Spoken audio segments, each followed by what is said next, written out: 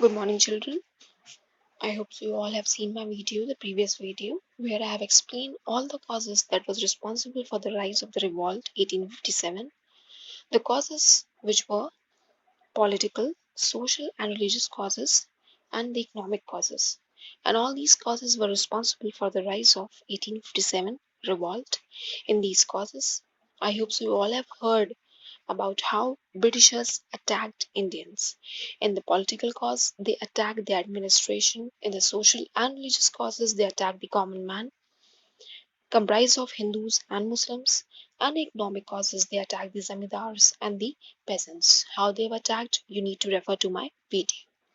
Okay, in the previous video also I've explained few points related to the military cause, but that was not given in depth.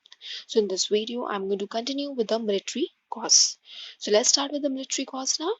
Under military causes, obviously this cause was the immediate cause that was responsible for the revolt of 1857. So before going for the immediate cause, I'll be explaining about the military first.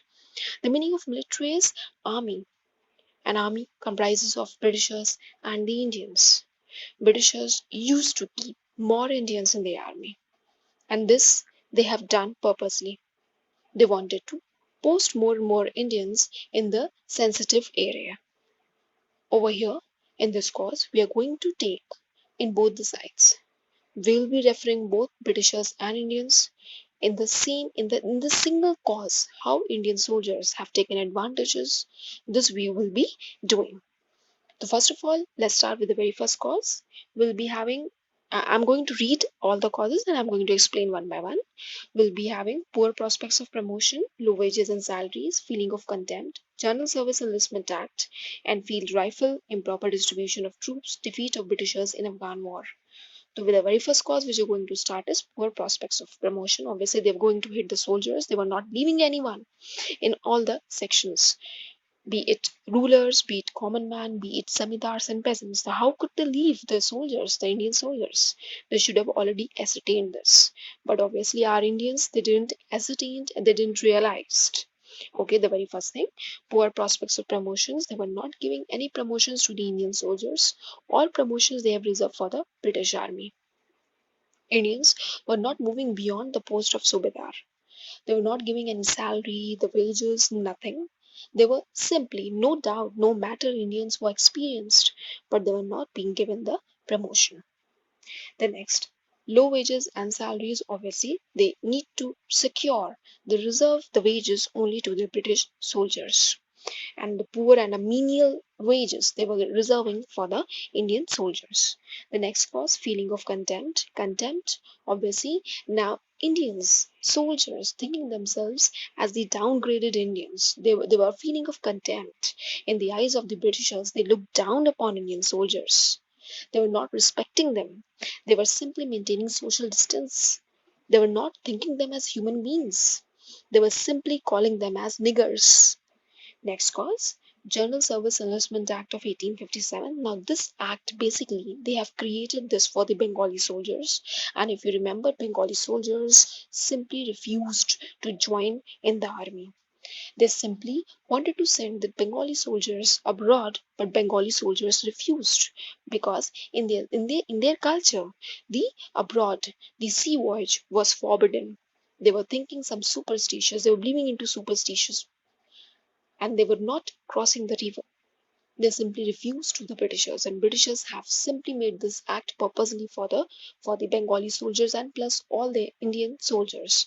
And in this act, they need to have to they have to be there in India plus outside. Within India and outside, they need to have to be deployed, and they were not going to say no to the Britishers. This is must for them, otherwise they would be thrown out of the army. This was a great blow to the Bengali soldiers. Okay, next we have Enfield rifle. Enfield rifle was the immediate cause of the revolt of 1856, 1857, and Enfield rifle where the cartridges were rumored to be greased with the fats of cows and pigs. Indian soldiers refused to bite the cartridges, as everyone knows, that was there to load in the guns because they thought these cartridges was greased with the fat of cows and pigs.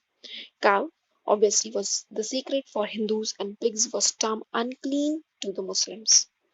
This was another great blow to the Indian army.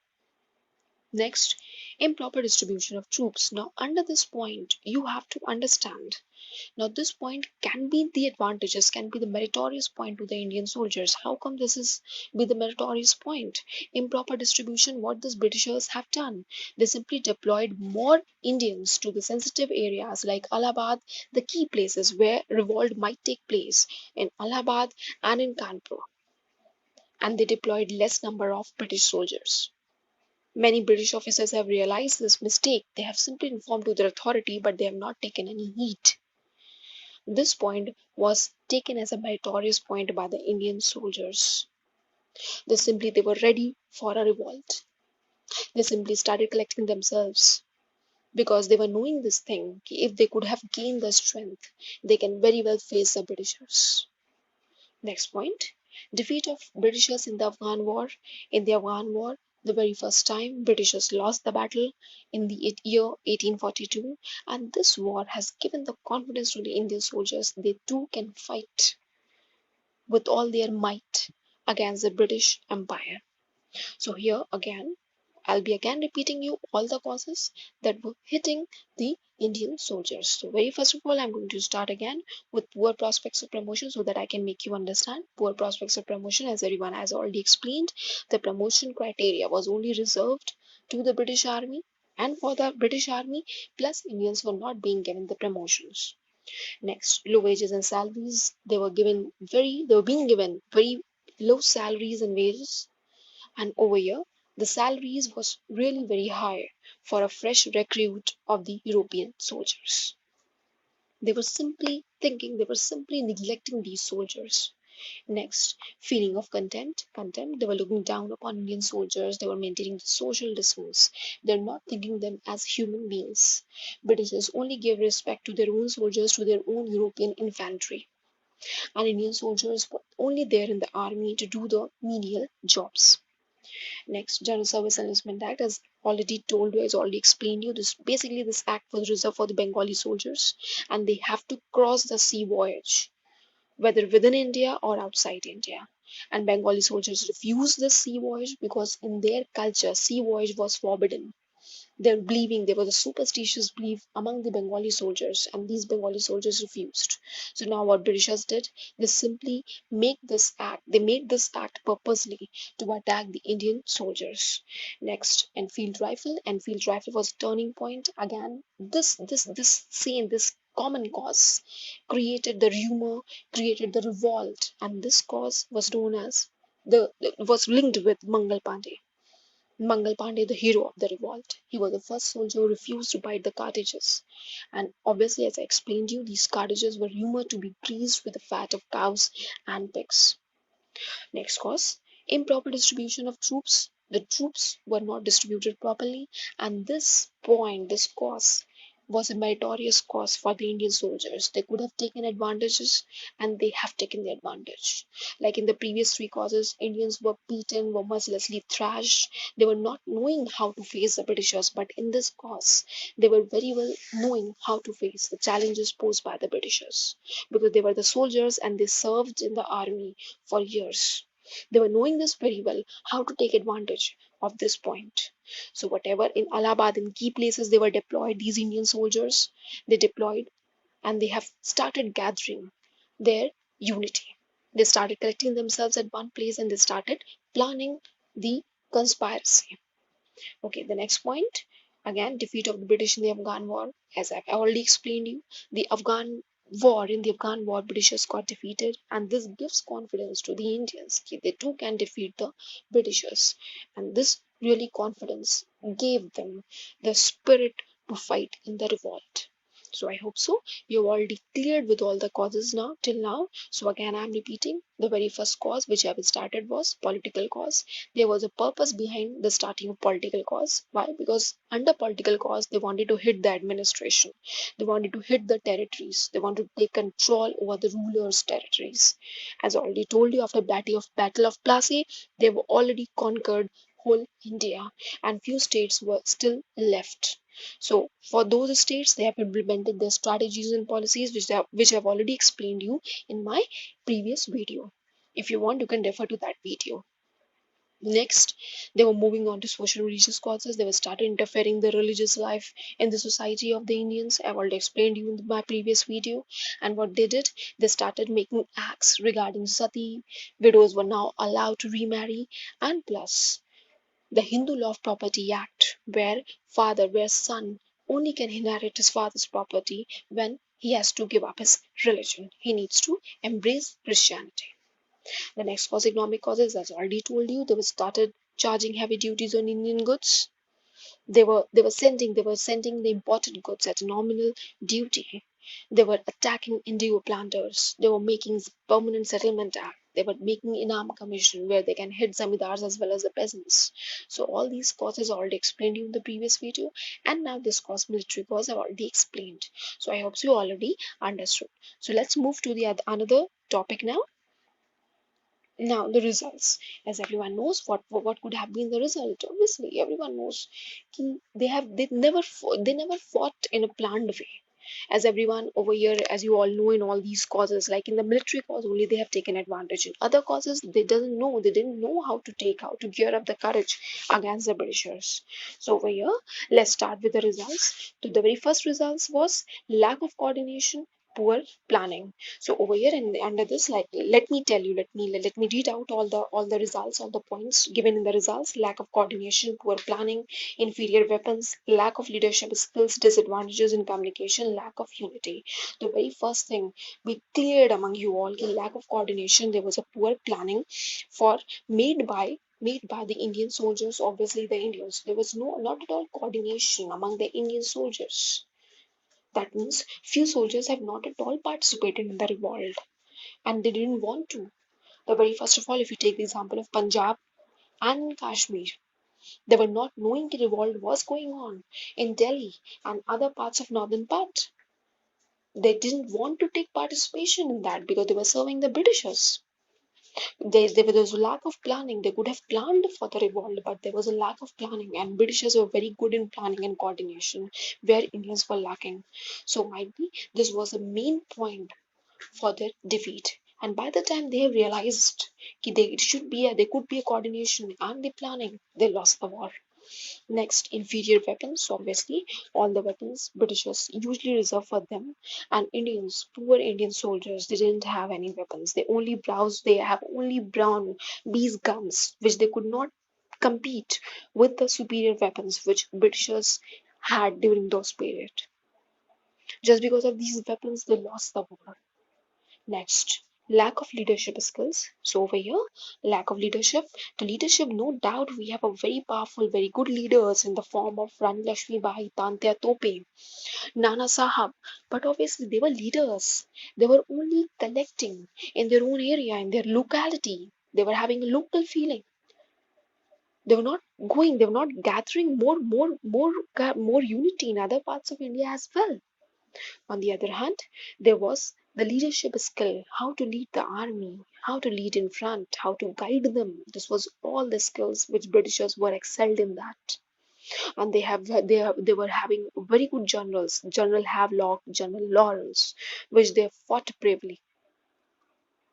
Disadvantages in communication, as everyone knows, communication in the previous cause, as Roll explained you in the social religious cause, there was a lack of communication. That means basically in the religious cause I explained you they have introduced the railway and telegraph. But Indians were lacking how to take advantages of the railway and telegraph. Railway, they simply believed in caste system, so they simply banned railway. They were not ready to sit with the lower class person, and lower class person obviously cannot sit with a higher class. They believed into caste system, and that was a negative point among the Indians. That's why they lost the war. Next we have the transport in the railways we have, and plus with the help of transport they could have sent the messages from one part of India to another part, but they didn't know how to communicate. They could have communicated, but they didn't. They simply believed telegraph poles was used to hang them. The poles which was there used in dot phones and telephone lines, they were thinking that those poles were used to hang them. Next, lack of unity, and obviously unity. India was not all and was not at all united. The revolt, where it was with the revolt, that means the revolt only took place in the northern part of India, and only there was a unity among those part where the revolt took place. The other part was not at all concerned. They didn't know. They were not at all aware the revolt was going on, and this lack of unity gave a great blow to the Indians. By the time they realized they could have united against the Britishers, they have lost the war. And obviously, how come they secured and gathered the unity when they were believing into caste system? The caste system played the havoc in the lives of the Indians. Just because of caste system, they couldn't muster up, they couldn't gathered. Otherwise, they all have come together and fought against the Britishers. So these, I hope, so these results were all cleared in your mind. What are these results? How come they were responsible for the defeat? With the fact that all these soldiers have done the revolt under the under the leadership of Mangal Pandey, but Mangal Pandey was hanged then and there. Later on, they started collecting and gathering their strength, but obviously in front of the able British commanders, they lost the war. And this was the minus point. And obviously, these results, and everyone has understood how come they lost the war. Fine. So again, I'm repeating these results. Again, I'm going coordination and planning. Obviously, poor coordination was there. They have planned the revolt in the month of May, but was much earlier started. Next, inferior weapons. Obviously, weapons has to be of a superior quality, which Indians were lacking. Next, lack of leadership skills. The lack in the leadership under the evil leaders like General Havelock, General Lawrence, they lost the war. These Britishers know how to guide their army. Next, disadvantages in the communication. Obviously, Britishers, Indians didn't know how to take advantages of the communication, of the railway and telegraph. And how could they know? They didn't want to because they were believing into caste system, into superstitious belief. Next, lack of unity, and obviously the whole India was not at all united. There was a lack of nationalist feeling. There was a feeling, there was a local feeling, and where were the revolt? These revolt only occurred in those places where the soldiers got the great blow from the Britishers. Otherwise, the rest part of the India was totally neglected, was not at all even interested because there was a lack of unity. So okay, fine. So we are over with the results now. Okay, let's proceed with with another topic. Right. So we have this Queen Victoria Proclamation Act of 1858. So till results we've already done the causes and results. These were the two main points. Right. So okay, fine. Now we are coming to Queen Victoria Proclamation Act. So by the end of this revolt, Britishers realize they have to make the changes. And obviously, as everyone knows, Britishers simply come to India and they registered themselves as the East India Company. And East India Company was just the branch, the main head office is in Britain. And they were all connected in Britain. And in Britain, Queen Victoria was ruling, as everyone knows. And obviously, they were making the rules and regulations for the company, which they have in various parts of Asia and Africa. So in India, they were known by East India Company, which they have already established in 1600. And this was obviously everyone knows, everyone has already studied in class 8, right? So over here, when Victoria wanted to make the act for basically for East India Company, and why she has made the act, why Queen Victoria? Why? Because East India Company was not giving them the proper accounting. They were not at all, they were becoming corrupt in their accounts, in their money. So that's why Queen will interfere in their administration and she brought the changes. So where I want to make it clear it's not like that the company rule come to an end. No, just Queen want to interfere in the administration of the company and she wanted to take everything under her control. Why? Because they were not giving them proper accounting, proper reporting, which Queen needs. This doesn't mean they left India. No, they didn't left India. It was only Queen who wanted to bring the changes in the administrative setup. which company has already established. So over here, what Queen Victoria did and what she has proclaimed in her statements. So these all her statements was what and this and let me explain you, this act was also known as Better Government of India Act of 1858, right? So under this, what changes she has brought, let me tell you one by one. The very first change which she has brought is changes in the administration was what, end of company rule now. Next, abolition of company board of directors, power transfer to the secretary of state consisting of 15 members. The designation, or rather you call post, of the governor general was given. The additional title of viceroy. Appointment to the civil service were to be made by open competition. So all these changes the Queen made in the administration. So you please don't get confused. It's not like that ki Britishers left India. No. Britishers earlier they were under the East India Company. They were working under East India Company. Now everything was being connected fully to Queen Victoria, and that too in England. They need to that main head office had a setting up in England, and from England she was controlling now more smoothly, more efficiently. So she has taken up the control of East India Company, and the very first thing what they did was the company rule was coming to an end. Now they were not working under the company. These Britishers were living in India now. They were simply connected with the Queen now, and every work should be under the name of the Queen now. Whatever administrative work, whatever official work these Britishers will be doing in India, they would be doing under the name of the Queen. Right. So the very first thing, end of company, as already told you, the company rule come to an end now. No more company rule. East India Company logo was at all abolished now, right? So under this, what she has done, earlier they had a post of board of directors when East India Company was there in India. Now she simply abolished. Next, the company board of directors power was transferred to the secretary of the state. Secretary of the state, obviously you can call it as the main cabinet ministers. Now they were controlling India now from now onwards after coming of the Queen, right? And these members, they were the main members under the cabinet ministry, which comprised of 15 members. Next, the designation of the governor general was given the additional title. So earlier, as everyone knows, the main post, the main head, or you would rather call this as a governor general, the post of governor general, and the very first governor general of India was the, as everyone knows, the this one, the after changing of that post, governor general post, we have the now viceroy post. The very first viceroy after coming of this post was Lord Canning. Fine. So next, the last appointment to the civil service, and now another changes which she has made was what ki earlier civil service, this IAS exams, this the highest post in administrative department, this service was totally reserved to the Britishers, right?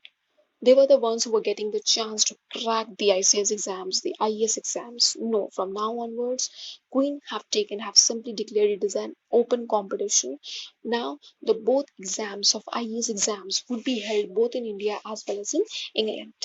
Right? So I hope so you all have understood what changes was brought under Queen Victoria Proclamation Act of 1858, which call it as the Better Government of India Act of 1858. And all these changes which she has brought was what?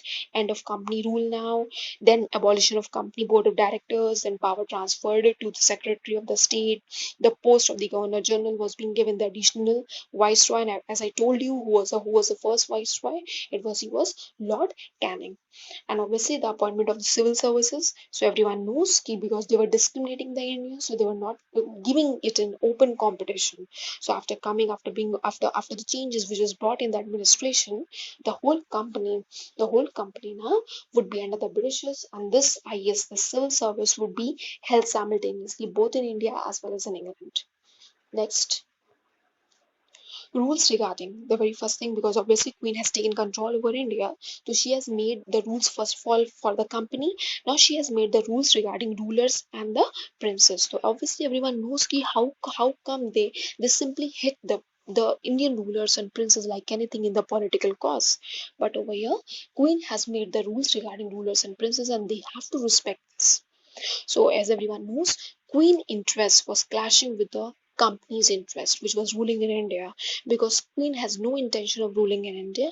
She was only has the intention of controlling And plus, she was only concerned about the money and the proper accounting. Over here, British interest was what? They wanted to rule over India. That's why they were interfering in everything which Indians were facing, were having at that time. So over here, what rule she has made? Because from now onwards, East India Company rule have come to an end. So what she has made regarding the ruler and princess, title adoption and succession was abolished. Title that means it's up to the king who was succeeding them, what sons they were adopting. Now company would no longer be interfering in all these things because company rule has come to an end now, right? So Queen has said to value the adoption and succession which these rulers and princes have. Now from now onwards, no Britishers would be interfering in their adoption and succession rights. Next, doctrine of lapse. As everyone knows, doctrine of lapse has been given a great blow to the rulers and the princes, and under this influence, who simply got attacked, that was Rani Lakshmi Bai of Jhansi. So over here, what Queen has done, though it's not like that she was sympathetic towards the rulers and the princes. No, she wanted to make sure that the rulers, Indian rulers and princes, needs to get the protection. So over here, what she has announced, the doctrine of lapse should now no longer be implemented in the states. They were free from this strategy. Next, treaties. Whatever the treaties they have simply signed with the kings, these Britishers signed with the Indian kings and rulers would be renewed. That means would be respected. And under treaty, they have already mentioned this. They were going to respect the Indian rulers and kings' territories under the conditions. Next, the policy of annexation was put on hold. Annexation means conquering by the Britishers over Indian states. So over here, how which states they have annexed forcefully? Obviously, as I already told you in my previous video, they have annexed forcefully the Awadh and many other states as well.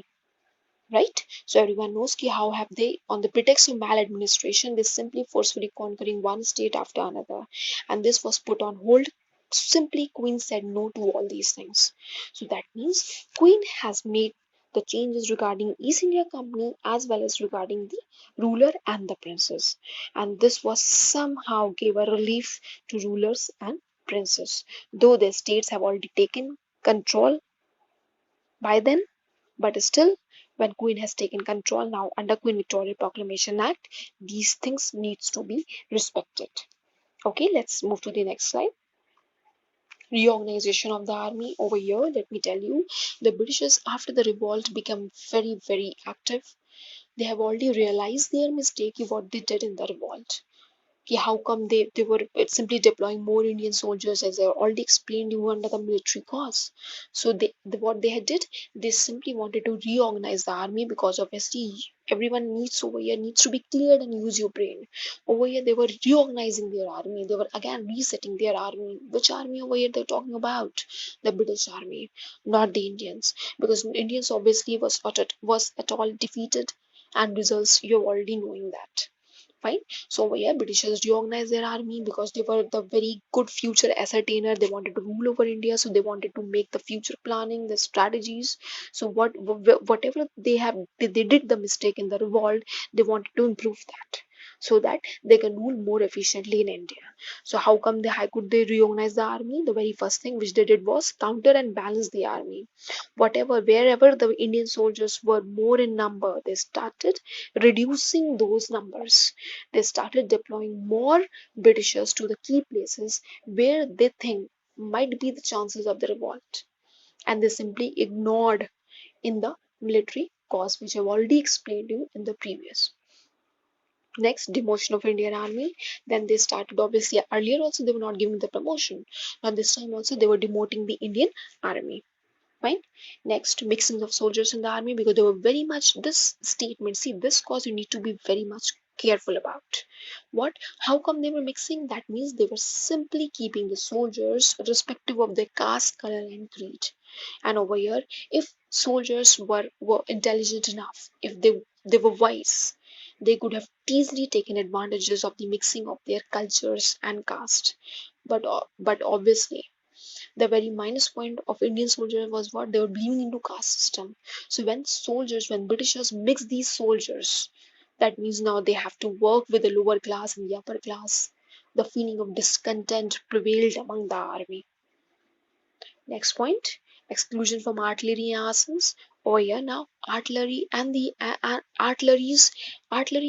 the weapons were now reserved only for the Britishers, not for the Indians, right? So I hope so you have already understood ki under reorganization the army, how have they organized their army, how they brought changes in the army, because they've already seen the minus point in the previous cause, in the military cause, because somehow Indian soldiers have revolted.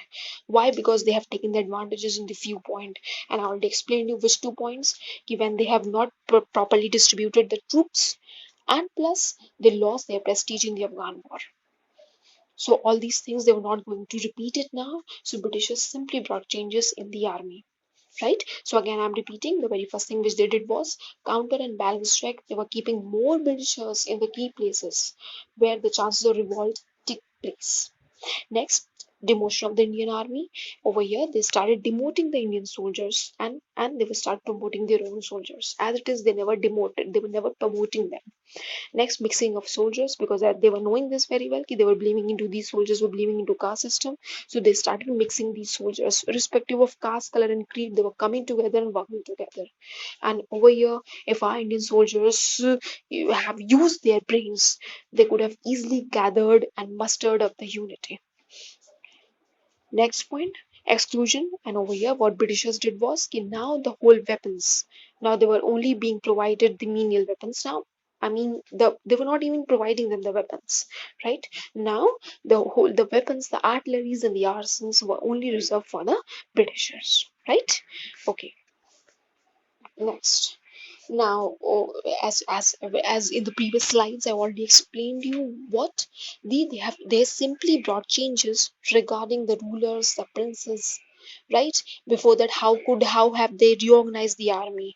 So over here, what Solomon promises now again the queen, because of taking control over India, she has made some Solomon promises, and Solomon promises means these promises were never fulfilled by the Indians, by the Britishers living in India. So these promises were as follows: equal treatment of the subjects. I don't think so. They were going to implement these things, but still, I'll be telling you all the points. So equal treatment of the subjects, say non-interference in religion and culture, open competition, pardon was granted except those who were guilty of the murder, integrity and respect. Right. So the very first promise was what? Equal treatment of the subjects. So what Queen has did now, Indians and Britishers would be treated equally. There would be no discrimination, right? Non-interference in the religion and culture. Now Queen did was what? Ki no more interference in the religion and culture, which I've already explained in the previous video. Ki how could the Britishers are interfering in the religion? Because Britishers' aim was what? Was ruling India, and Queen in aim was only concerned about the money and the wealth. Next, open competition. Now, Queen has said open competition has to be there in the IES and IPS exams. As everyone knows, I've already explained you in the previous part. Ki how come the IES exam, the highest post in administrative department? She said now, from now onwards, there would be simultaneous examination both in England as well as in India, so that more opportunities would be given to the Indians. Next, pardon was granted, and Queen was really, was quite good at heart. And she said, "Ki pardon was granted." That means she has given excuse to the soldiers who were imprisoned, who were sent to jails for forceful, and she has already given. She wanted to release them as soon as possible, and plus she only wanted to give the punishment to those soldiers who were found guilty of the murder. The last was integrity and respect. She also she said this thing, and she has promised integrity and respect has to be maintained at any cost, and this has to be followed. But obviously, children, you all were knowing that the Britishers never ever follow these rules. They were mere these Solomon promises which will never be fulfilled in the future. So as you all are knowing, the Queen Victoria Proclamation Act of 1858, better known as Better Government of India Act of 1858, she has brought changes in the East India Company. After that, she has brought changes regarding rulers and the princes. Then she has brought changes regarding this one, regarding the common man. The common man needs to be respected, but for how long, as everyone knows, right? So, with this, I hope so you all have understood by now what this chapter is all about, for how we have started. the first war of independence, what were causes which were responsible for the revolt. I hope so you have already referred to my previous video, and this video also has given you more explanation in depth, right? So in the previous video, obviously few assignments I have given. In this video also, after listening this, you'll be attempting few assignments questions so that you will understand it more clearly. Okay, so thank you.